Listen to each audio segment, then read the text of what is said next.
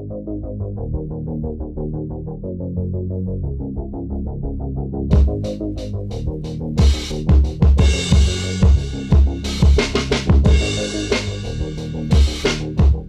guys, thanks for tuning in to Amigos YouTube channel. This is Cheney180. Today we're going to be taking a look at the Medicom Mafex Hush Poison Ivy. But if you've been collecting this line, you definitely know what you're getting yourself into here.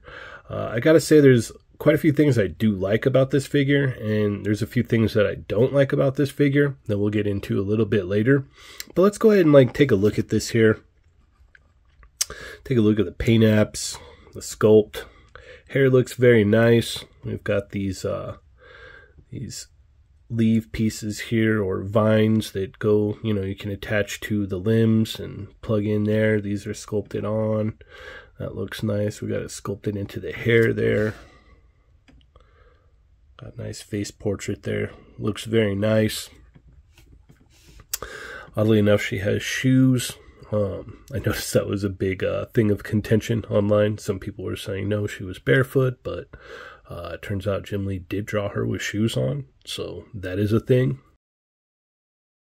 But yeah, everything came out pretty good on this. I'm fairly happy with this. We don't get too many Poison Ivy figures, at least the Hush version. So let's go ahead and check out the accessories. All right, so Poison Ivy comes with a decent array of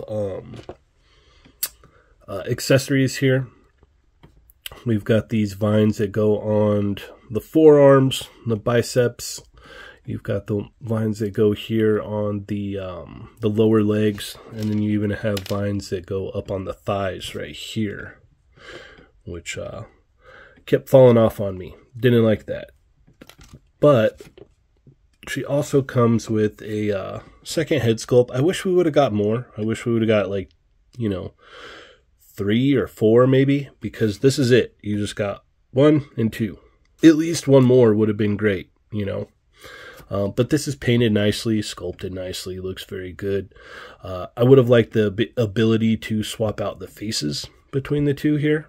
Maybe pop this out, plug it into there so that you could have the windswept hair on this face and vice versa. But she also comes with 2 splayed out hands like this, 2 relaxed hands like that, 2 fisted hands here, which look nice. Fingernails are painted, vines are sculpted on and painted. We've got 2 holding hands here, and we'll see what those are for in a second. We've got a money holding hand. The money does come out, as you can see there. We'll just plug it back in. As we can see, painted nicely. Fingernails are painted as well, along with the vines. We've got the little pluggy things in here to make sure it's not tough to plug onto the hands. We've got a briefcase, so the grabbing hands were to hold the briefcase, nicely painted, super shiny, sculpted nice. Then an open briefcase here with all of the monies, as we can see. Painted nice, looks good. You get 2 different options. Honestly, I would have even preferred not getting these if we've got another head sculpt, but that's just me. All right, let's go ahead and get into some articulation. All right, so we're gonna stick with this head sculpt on here because we get some more movement there. As you can see, this is one thing that I am not happy about. I want to either glue these on or not have them be sculpted on. Yeah, I don't like how they fall off all the time. That is very unfortunate. But Poison Ivy here has a barbell that goes into the neck, and there's a ball joint at the lower neck here, allowing a lot of movement, especially with this head sculpt with the windswept hair. Looks up, looks down, side to side, pretty decent. We've got a ball joint here, allowing a nice circular movement for a butterfly. And then we've got a hinge joint here with a swivel, and then you've got a bicep swivel here as well. You got a double hinge elbow, which gets you about that much. Got a hinge and a swivel here at the wrist. The top of the torso here is also a ball joint. Gets about that much movement. The bottom is on a ball joint as well, which you get a decent amount of movement there. And one thing I do like about this is it's a soft plastic, so you can kind of push it to the limit, and it has drop down hips, as you can see right here. So you can kind of do some crazy stuff movement wise. But what I noticed was you've got to really make sure to kind of keep the back kind of arched a little bit, or she looks like she's like kind of slumped over a lot, which is weird. But so you do have the drop down hip there. There's a little bit of a swivel there up in the joint, so you don't get too much thigh swivel, which is unfortunate. You get double hinge knee right there. You get a hinge and a swivel at the ankle and a toe hinge there. One more thing that I wanted to comment on here is these are just massive ankles here. And I think they were trying to cover these up a little bit with these vines, but they still look pretty rough. I would have preferred that they looked a little bit better. But you can take all these vines off along with the hand and have her without all the vines, even though she'll look kind of weird. She'll have some vines here and there. But yeah, overall movement though, you can get the thing in, you know, some decent poses, which is nice. I do like it. I mean, this, like, to be fair, this is probably the best poison ivy that we've gotten, especially for Hush. So I'm not complaining about that. I've just got some nitpicks. These ankles are wonky. There's something up with the sculpt here that's kind of throwing me off. And I feel like I have to keep adjusting things. I'm not quite sure what it is.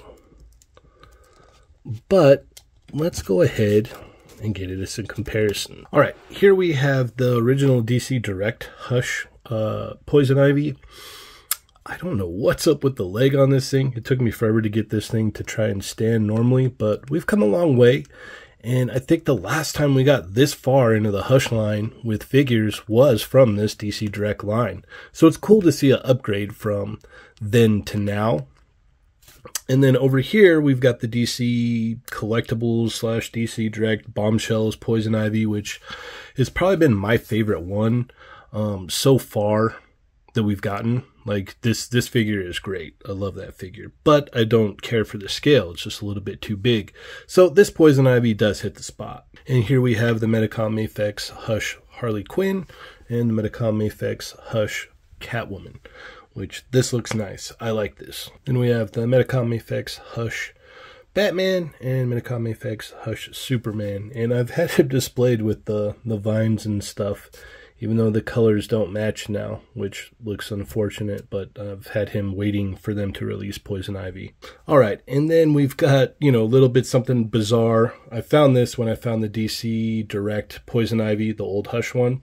And, you know, this is Play Arts Kai Poison Ivy, completely different scale, completely different version, but just thought I would have it in here for a comparison, along with this Mezco Mosquatch, I believe. I can't remember his name, but I always like the way that I think he pairs well with the Poison Ivy figure. I dig it.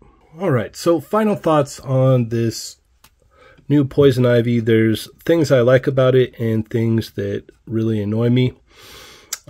These vines, I wish that they were either sculpted or I may glue them, or we didn't have them at all. I understand the reason for using them, but they kind of have that Marvel Legends feel with like the old Jim Lee Cyclops when he had the leg straps, so they would all just fall down. I believe Rogue had the same issue too. Sculpting the paint is very nice. It folds in with the rest of the line, so that is cool. I think I was just kind of anticipating a little bit more. But as articulation goes, the figure can move. I do like that. You're going to be able to get a lot of cool poses out of this figure. And as I stated before, there's not a lot of Poison Ivies out there. You know, there was the DC Multiverse one that is supposed to be the Hush version as well. And that was horrible. Single hinge knees and elbows. And yeah, it was just very, very unfortunate. One other thing that I did want to mention is the the feet pop off really easy on this thing. So I'm going to have to put some kikis in there and alleviate that issue. But as I said, you know, the figure does move. You're going to get some cool pictures out of this if that's what you got it for, or it's going to look really good on the shelf. As I said, I have my few little nitpicks with it, but overall, I do enjoy it. I am collecting the line. I am excited for, you know, a Tim Drake Robin. Who else are we missing? I can't really recall.